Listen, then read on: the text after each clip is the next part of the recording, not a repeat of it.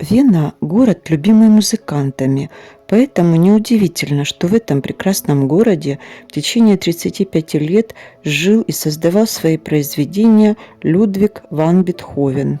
Сегодня мы посетим одну из его квартир, которая стала музеем.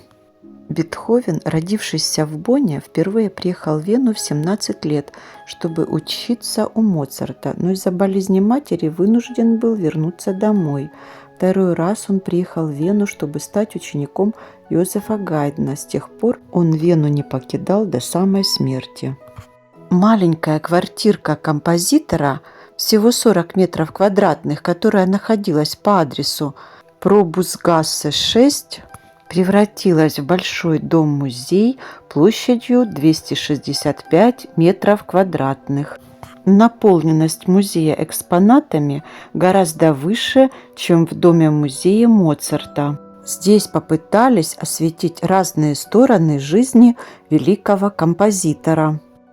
Уже в 26 лет Бетховен начал терять слух, поэтому здесь в музее можно увидеть различные приспособления для усиления звука, с помощью которых композитор продолжал писать свою музыку. Еще я обратила внимание, что на экскурсию в музей приводят группы детей. Поэтому, чтобы было интересно посетителям различных возрастов, в музее применяются интерактивные методы. Здесь можно не только послушать музыку Бетховена, поиграть самому, а также воспроизвести музыку с помощью интересных предметов. Нужно сказать, что музыка звучит здесь практически везде.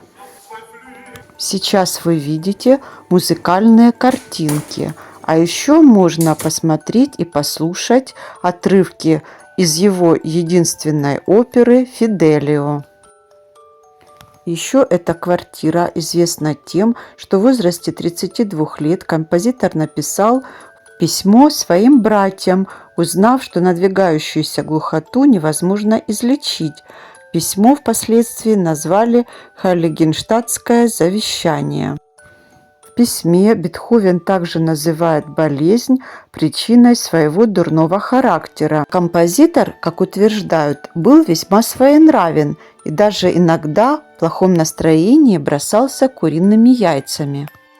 В музее также хранятся личные вещи, рукописи композитора, книги, даже дверь с его фамилией. Великий композитор родился в Бонне, а похоронен в Вене. Вена принесла Бетховену и вдохновение, и славу.